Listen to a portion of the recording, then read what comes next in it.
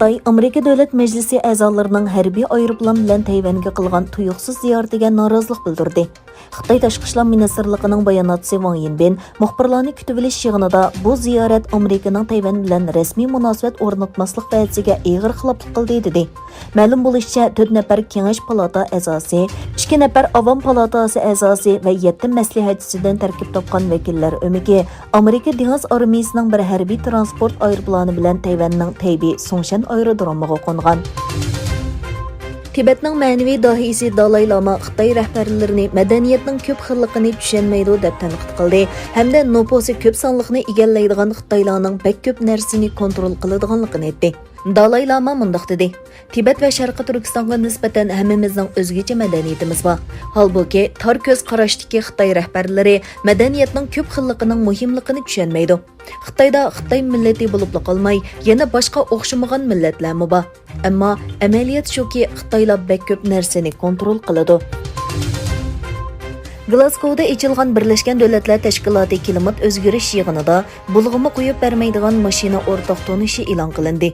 Turkiya, Angliya va Hindistonni o'z ichiga olgan 33 davlat, 40 shahar, 11 mashina ishlab chiqaruvchi shirkat va 27 tashkilot tushunish eslatmasi imzoladi. Kelishimga asosan 2035-yilga borganda avtomobil bozoridagi benzin va dizel yiqilg'uliq mashinalarni bulg'imi qo'yib bermaydigan mashinalar bilan almashtirish mo'ljallanmoqda. Xitoy bilan Misr o'rtasida iqtisodiy va texnika hamkorlik kelishimi imzolandi. Xitoyning Qoyirada turishliq bosh elchisi Liao Liangyang bilan Misrning plan va xalqaro hamkorlik ministri Rania Al-Mashati Misrning poytaxti Qoyirada o'tkazilgan marosimda ikki davlatning iqtisod va texnika sohasidagi hamkorlikni ko'zda tutgan kelishimga imzo qo'ydi. Xitoy rahbari Xi Jinping Amerika prezidenti Joe Biden bilan bo'lgan telefon yig'inidan ilgari mo'tadil uchur berdi. Washingtonda o'tkazilgan Xitoy-Amerika munosabati mamlakatlik komitetining kechlik ziyofatida Xitoyning Amerikada turishliq bosh elchisi Chen Gang Xitoy prezidenti Xi Jinping avatgan maktubni o'qidi. Xi Jinping maktubida Xitoy bilan Amerika o'rtasidagi ixtiloflarni hal qilishga tayyor ekanligini bildirdi. Xi yana Xitoyning rayon va dunyoviy masalalarda Amerika bilan hamkorlashishga tayyor ekanligini yetkazdi. Yevropa İttifaqida bir sud mahkamasi Google'ning Yevropa İttifaqının 2 milliard 420 million yevroluk monopolga qarshi turish jazosiga sungan norozilik arzini rad qildi.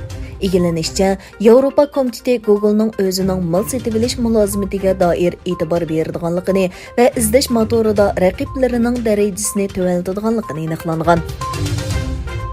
O'zbekiston prezidenti Shavkat Mirziyoyev qayta vazifaga o'tirgandan keyin tunji bo'lib Turkiyada ziyoratda bo'ldi.